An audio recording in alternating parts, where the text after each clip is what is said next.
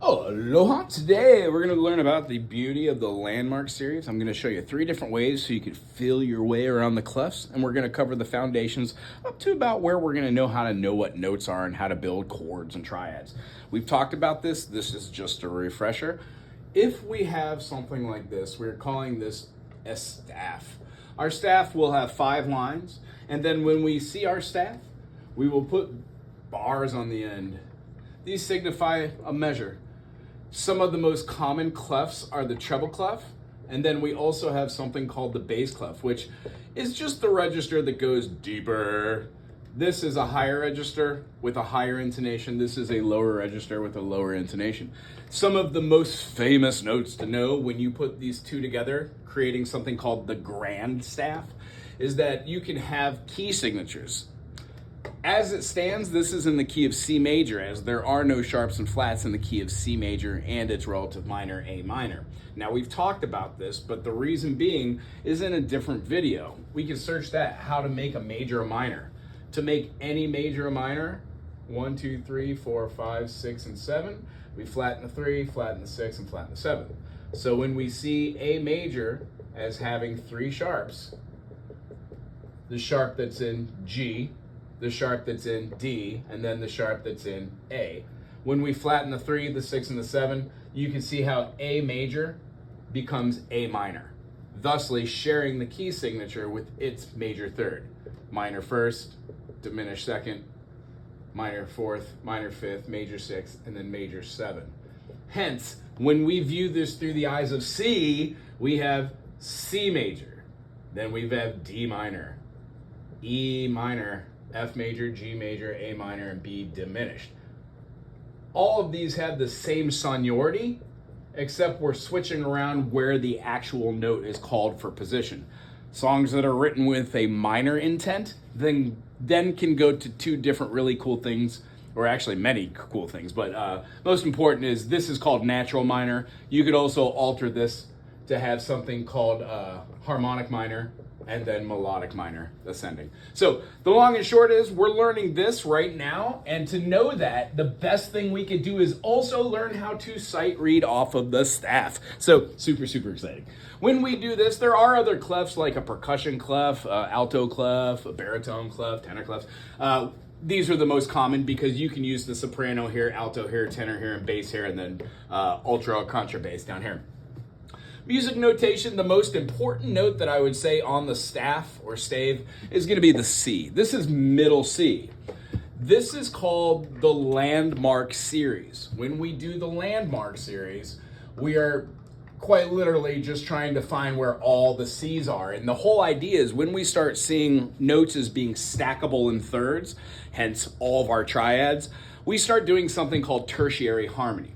So what the brain is going to want to do, it's going to want to associate, are we seeing clusters of notes that do this? Or are we seeing clusters of notes that do this? You will see this as being thirds, and then third, and then fourth.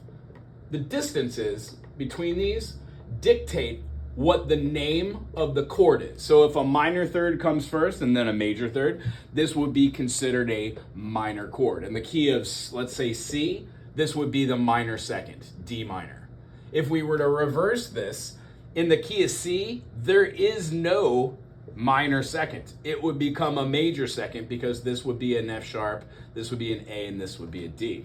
Hence, we start looking for different variations of what these triads look like. And the triads are 3 notes that make up chords, which are composed of 2 harmonies called dyads. So being able to know where C is wonderful, especially on your instrument of choice. So on the ukulele, it's the C string, it's the middle C. On the piano, it's the middle note in betwixt all 88. When we're playing it on something that is in concert pitch, which simply means concert pitch is what every instrument is otherwise noted, like an alto saxophone is in E flat. So when the full band is playing in the key of C major, the alto saxophone needs to modulate and transpose what those notes are for its 7-note scale, do, re, mi, fa, sol, la, ti, do. But today what we're doing, while we get into all that, we are looking at how to read notes and how to be more familiar with the clef so we're not like shooting arrows into a bucket. We're actually very, very precise. So goes without saying that when we draw the clef is called the G clef. Most of the time you'll see me draw something like that and then take off the top half of the treble clef. That looks as if a little bitty G, ish. Well, the top treble clef, the higher intonation clef, is going to be called the G clef. Hence, the note that presides on this line is the G note. If you have a C and a G right here, this is called a fifth. Now, what we're showing with the Landmark series is that all of your notes you can find just from this single note. You become really good at seeing what an octave is. Do, re, mi, fa, sol, la, ti, do, do, do, do. When we say C, D, E, F, there's the G line. A, B will always be the middle, because, and then right above it, C. Since we're ascending, this is called a C5. Now notice, C4 on the line, C5 on the space.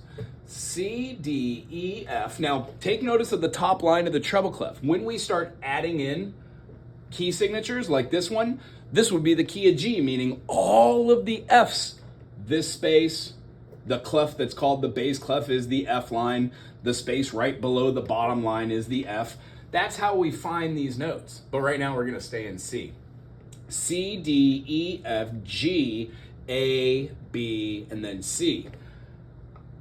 When we do our C6 is going to be on a line. Hence, the C7 all the way up here is going to be on a space. C, D, E, F, G, A, B, C. And then our last one, our C8, all the way up top.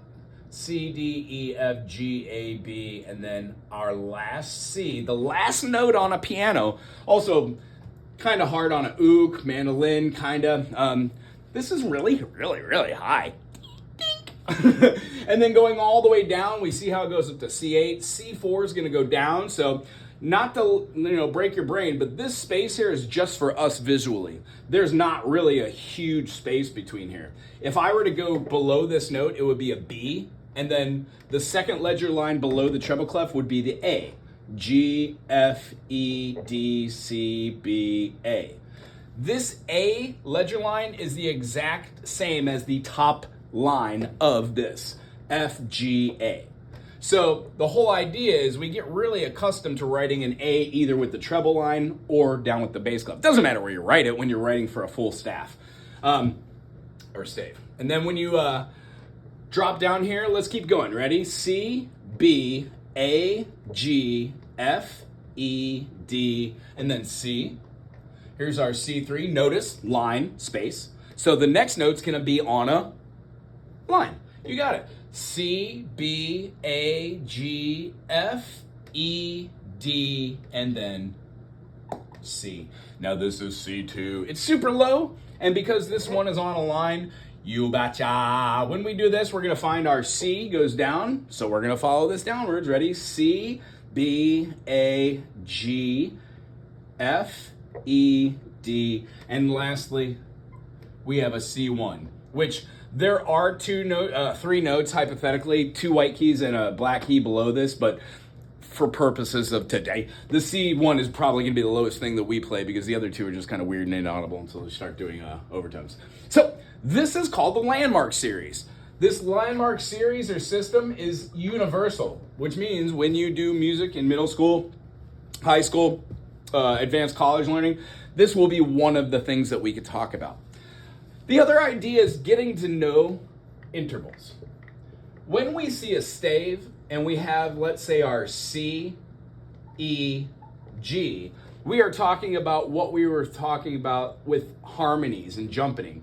This interval in the key of C is called a major third, represented by an uppercase M and then a 3. When we're doing the next dyad out of the 2 dyads in a triad, it is called a minor third.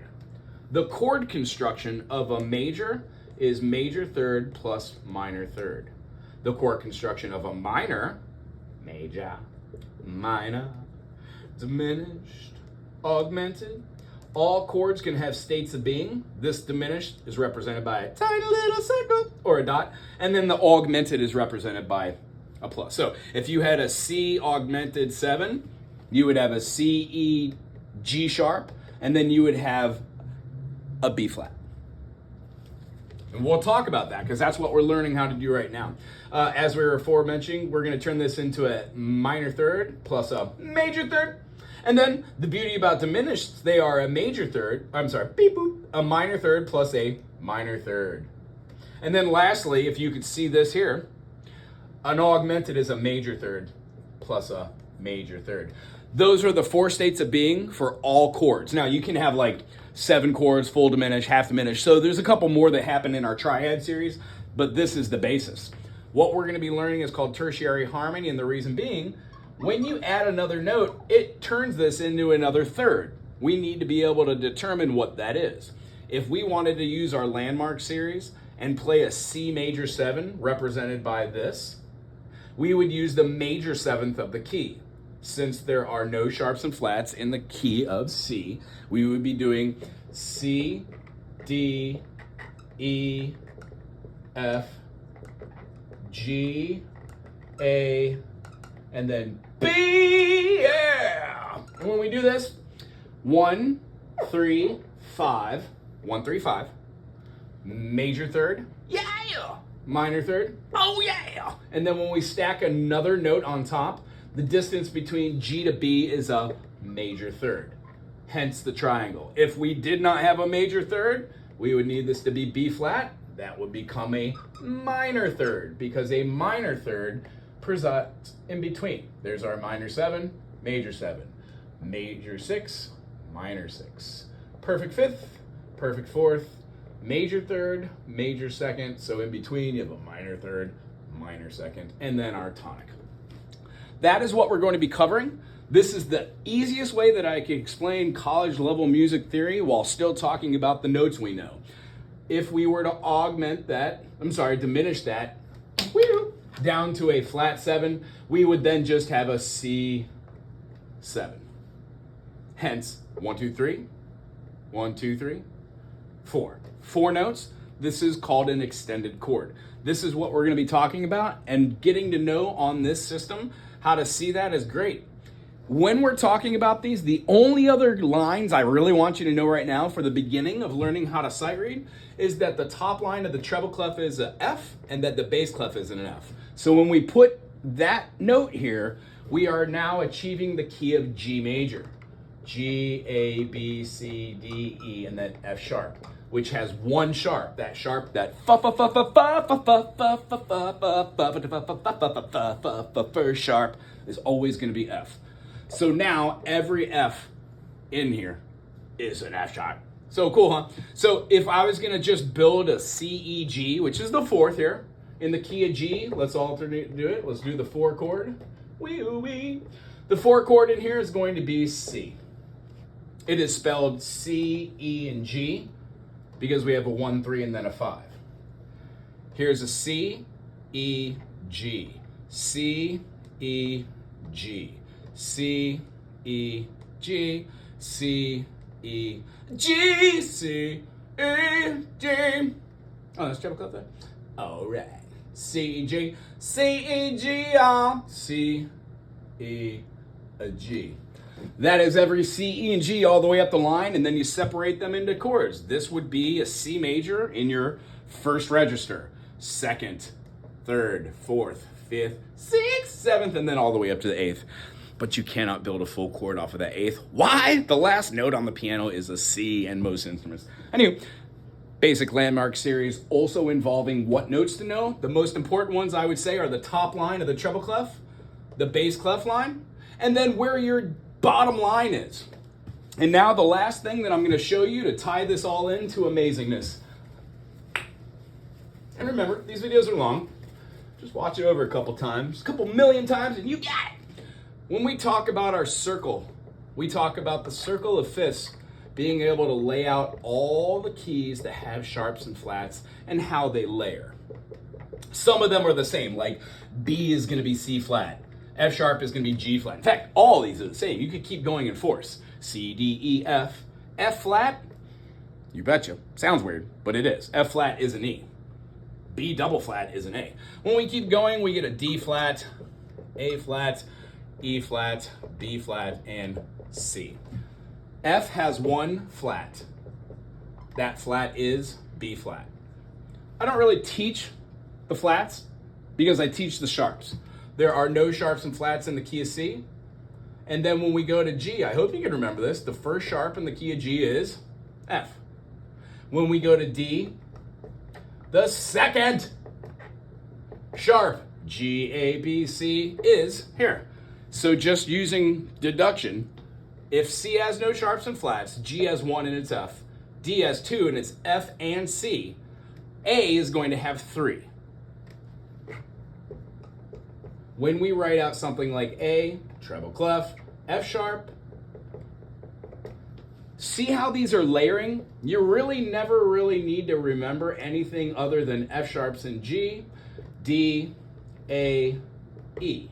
When we keep going, we find that all of these keep repeating and you just add on to your sharps. Hence, when you get to F sharp, you have 6 sharps.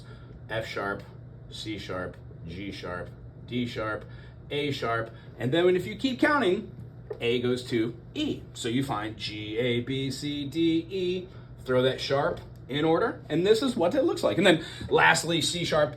C sharp has all of the sharps. F sharp, C sharp, G sharp, D sharp, A sharp, E sharp, and then B sharp. Yeah. Now here's my favorite thing to show people, because, I don't know if I ever was taught this. It just dawned on me one day, and I'm sure it's out there, and if you've never seen this before, or if you have, put it in the comment section. I'd love to see it. Other than that, you ready? How many sharps does the key of D have? There are none in C, 1 in G, 2 in D. All right, there are 7 notes in a scale. If you take away the 2 notes that are sharps, the F and C in the key of D, D, E, F sharp, G, A, B, C sharp, D. If you take away the 2 sharps that are in there and flatten each one of those, you get D flat, E flat, F natural, G flat, A flat, B flat, C natural. That D flat is right here. And without even needing to know how many sharps and flats that you have on the flat side, you can immediately say, if there are 2 blankety blank and a blank blank blankety blank, there are only 5 blankety blanks and the other blank blank blankety blank. In the key of G, there's 1 sharp. That sharp is F sharp. When you remove that F sharp, the spelling of G flat has 6 flats. G flat, A flat, B flat, C flat, D flat, E flat, F. The reason why? The one note that was the sharp in G is the only note in the key of G flat that's not a flat. Ta-da! That's how I use the circle fifths to show relativity and to know what your key signatures are. And then relating that to the staff or the stave, it comes down to this. If you have the wherewithal to know that your circle of fifths and your circle of circle of fifths going this way, and then circle of fourths going the other way, you will notice that these are all flats on this side and sharps on this side. The mechanism that we have here, when we view it through the eyes of the stave, watch this. The relative minor of C is A minor, because when you take away the 3 sharps that are at the 3, 6, and 7, like we were discussing, it makes A minor. Well, E has 4 sharps. So let's watch this, the grandiose idea, and then we'll put it into application of why this works. Key of E major has 4 sharps. When we write out all of these notes, am I doing this right? Yes. E, F, G, A, B, C, D. When I want to know why F sharp's in the key of G, 1, 2, 3, 4, 5. The next sharp is C sharp, it's in D, 1, 2, 3, 4, 5. The next sharp is G sharp, it's in A, and 1, 2, 3, 4, 5. Boom. That is the key of E.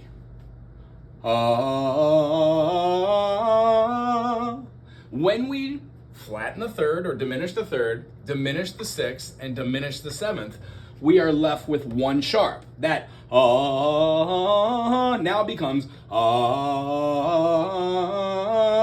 which is a minor tonality. It is called natural minor. The reason why G major and E minor share a key is because they both have 1 sharp. So here's the beauty. If you know that on the treble clef, that this is, let's say, G, and you know that this is C, well, then this is obviously E. Well, E minor and G major share a key of 1 sharp. So if you can memorize what your majors and your relative minors are and put them in context of your bass clef, if this is an E, that must mean that the bottom line of the treble of the bass clef is a G. If B is the relative minor of D, because B has 5 sharps, when you flatten the 3rd, 6th, and 7th, you keep 2 sharps, F sharp and C sharp. So when this middle line, which is always B, E, F, G, A, B, B is the relative minor of D major. So the middle line of the bass clef is going to be a D. This works for every single equation. The top line of the treble clef is an F. Whether it's an F sharp or an F flat or an F, it still has a distance between a letter. F, G, A. You could either go up a 3rd or down a 6th. F, E, D, C, A. B, A. Cool? So what we're reviewing is if this is F, the top line on here has to be A. And if you do this with every single one of these notes and you realize, oh, well, F major has a relative minor. F has 1 flat. That flat is dictated by D. When we have D major, D, E, F sharp, G, A, B, C sharp, then D, how do you make a major a minor? Flat in the 3rd, flat in the 6th, flat in the 7th. We added a flat on here because this was a natural note. Hence, why does D minor share a key signature with F major?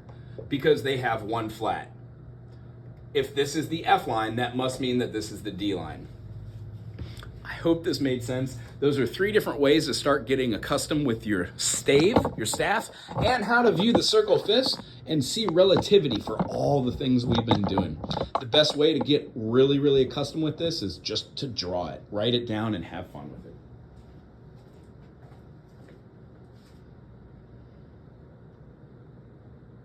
Bye.